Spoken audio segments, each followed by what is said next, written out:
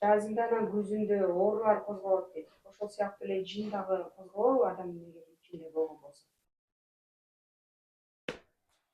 Ооба, жазында жана күзүндө эмне себептен оорулар күчөйт дегенде, медициналык далил боюнча бул мисалы кыштан жайга өтүп атканда сууктан ызык өтүүдө өзү адамдын толук организми сууктан ызыкка көнүш керек, подстраивать этиш керек, адаптироваться этиш керек.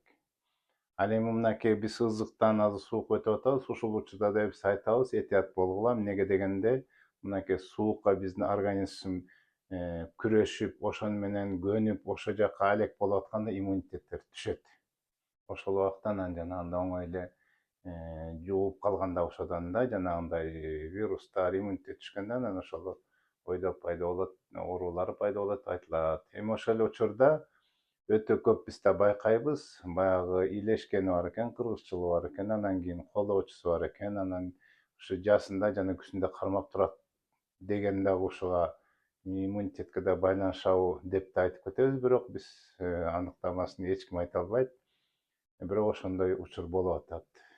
Жайында болсо биз айтат элек көбүнчө бул жытка да байланышкан депчи, анткени жин шайтандар өтө жытка жакын болушат. Жакын дегенде кандай? Бизге караганда иттей болуп, абдан айырматалып, алыс жактан жыт билишет.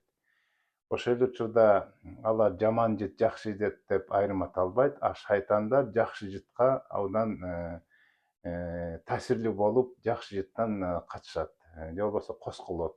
Ошон үчүн жытка да байланышкан деп биз тиги жерде биз ошону дагы байлап кетебиз, бирок бул деле далил эмес.